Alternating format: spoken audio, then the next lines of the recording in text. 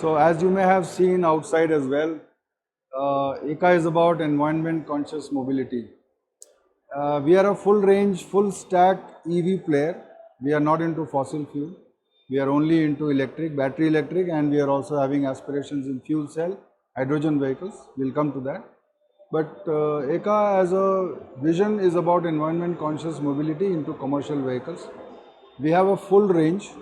We are right from in the goods segment, we are doing a three-wheeler, and from there we'll go right up to the 55-ton tractor. In the passenger vehicle, again the three-wheeler will have its six-seater counterpart people mover, going right up to the low-floor buses that you are seeing today in the high-capacity segment. As you can see behind me, we have a strong technology lineup with VDL of Netherlands. VDL is a leader in bus segment in the European market and also worldwide they play. We are also backed by someone like Mitsui of Japan. So in terms of EKA having access to technology and backing and interface into the international markets, we have a unique combination as I spoke about. With VDL, we also have another tie-up where we do a lot of fixtures. So if you look at EKA's proposition, you will have EKA and Pinnacle, rather Pinnacle Mobility, which is our group company. Pinnacle and VDL have a tie-up to do high-end fixtures, which helps us design our jigs and fixtures which will deliver a very high standard of the structure that is the backbone of a bus. Once that structure is ready, if you look at again the Pinnacle Industries group, the next bigger thing in a bus is the seating solutions, the interiors, those are also in-house. So our proposition will be very strong in the sense that we will have a control over the pricing, rather more than control, we will have a lot of value addition to do in the pricing. We will have a very reliable supply chain. Most of the things will become in-house and the rest we are of course localizing and making. So as an aspiration in EKA, we want to first expand in the domestic market. We will be displaying the complete range in the time to come. Currently what you see is a 9-meter bus. We also have a 7-meter, we have a 12-meter which is already homologated. We are working on a low floor. Within about a year, less than a year, we should be out with our 13.5-meter coach, which will be one more thing to be very proud about. And in the international market also, because of our VDL tie-up, our technology etc. is available ready. We are also looking at how fast we can expand with the help of Mitsui. We can expand into some of the world markets. That is also in the background which we are working on.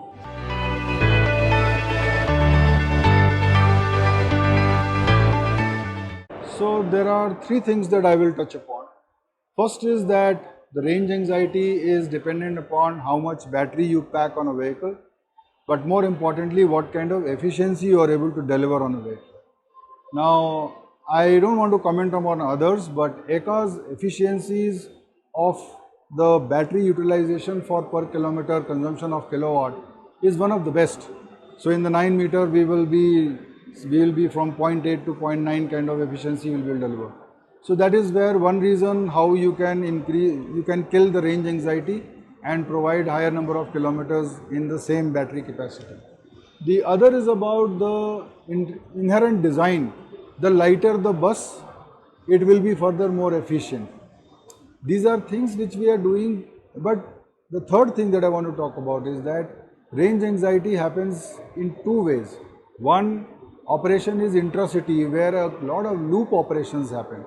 So range anxiety there is of a different nature, that will it be able to do a certain amount of kilometers in a single charge, but the charging happens in a contained environment in a depot. That I think by and large is already over. The advantage here will be that how much you can do a single charge by reducing the battery size because you have a better efficiency. That will be the differentiator. The other segment is the longer haul, which is the intercity. That is where I think a lot of advantage of lightweighting etc. will come, and there also we are talking about fast charging, we are talking about these buses, even if they are not in a loop, they are on a fixed route, the stoppages etc. are fixed. If you can design innovatively in terms of the weight being less, you can have parallel charging of packs that are there in the bus, you will still be able to address the range anxiety. And then There are routes for 350 kilometers, 400 and so on and so forth. You go from one place to the other, and during the changeover or from the return journey when you are planning, at that time if you are able to charge the bus in, let's say, 2 hours or 1.5 hours, the range anxiety doesn't hurt. So I as a professional do not see it as a hindrance for the adoption of EVs, whether it is intracity so it is already taken care. Even in intercity, I don't see it as a hindrance.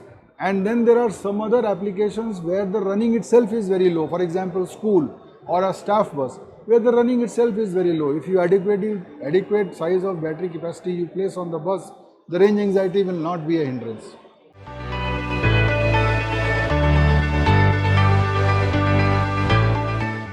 The mechanism is not very different from what it used to be in any other vehicle for that matter, agnostic of the fuel. But this vehicle being a newer technology, relatively newer technology to operators, the confidence from the OEMs and especially from EKA, I can speak on behalf of EKA, we are willing to enter into a contract for 10 years, 12 years, depending on what contract you have, and we will give you a fleet management service. So whether you want a comprehensive AMC, annual maintenance contract, or you have a comprehensive fleet management service, in both cases EKA is ready, whether it is part supply, whether it is setting up an entire ecosystem within your depot to be able to service the bus. We are also willing to enter into a contract where an uptime can be guaranteed.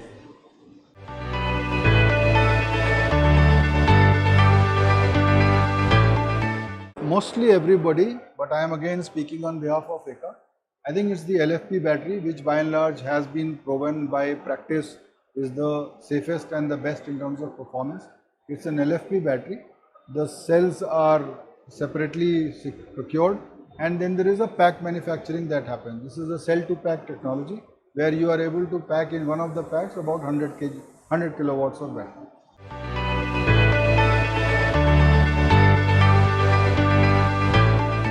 So as I said, as a company, we have an aspiration to be participant in an environment conscious mobility, people as well as goods.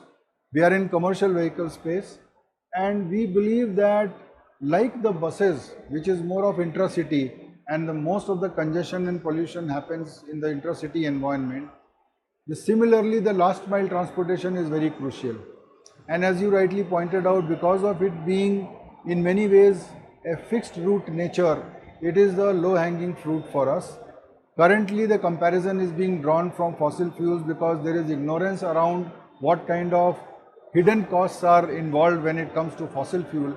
Therefore the adoption may take a little while, but in the last mile, whether it is e-commerce or sometimes quick commerce is mostly on two-wheelers and other vehicles also, but e-commerce is a very strong adopter, early adopter.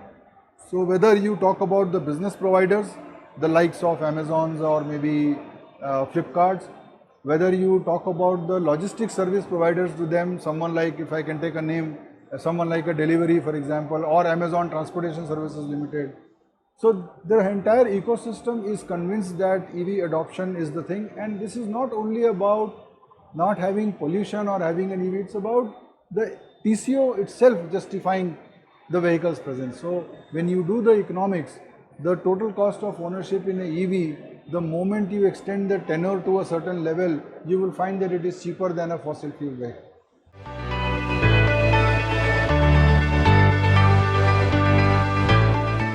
So we are 1.5 tons already selling, 1.5 ton GVW is there. People have come out with intelligent usage on this. Various applications are being developed, including we very recently sold a refrigerated van. A lot of things are now on the media. We did a very good tie-up with IKEA, where a lot of furniture delivery etc. is happening. So those are things which are gradually taking shape, and it will progress further.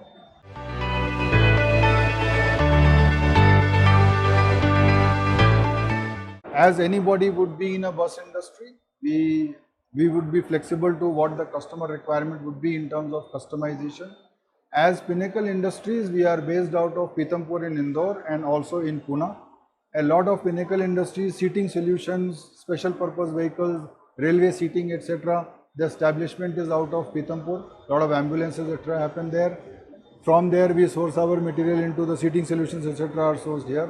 In Pune we have 2 factories, rather 3. One is a machine shop, which is also a group company called Inster.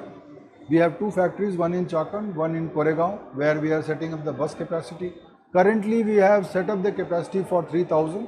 We are a new entrant, we are young, we are trying to procure orders for the steady state production to be there, and then depending on what the order book will look like, the capacity can be expanded to up to 6000 and even higher, or maybe another additional setup may also be thought about once the order pipeline builds up.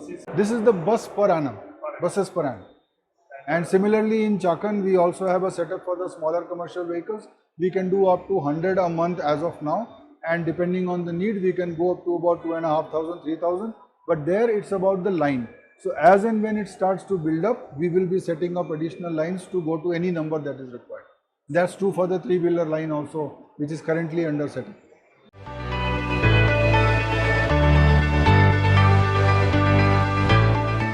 I would like to start by saying that any single incident that happens of such nature, a thermal incidents, irrespective of it happens with whichever brand, I think is very unfortunate, and it should not happen.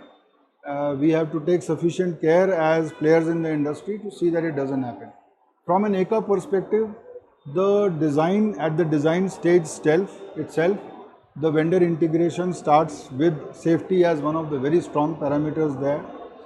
We don't compromise on whether it is soft validation or it is a normal validation, including the torture track physical validation. We ensure that those parameters that we set, those norms for safety that has been set, those things are very religiously and rigorously followed, including working with vendors who are also of the same mindset and not going with where there may be any compromise. On top of that, you have the certifying agencies who do a very thorough checkup. So to that extent, I think we are taking a lot of care that no such incidents happens. But I repeat, any such incidents, if it happens, it is very unfortunate, and we have to be very careful that these things don't happen in the future. Perfect. Thank you so much for your time. It was wonderful interacting with you, and we wish you all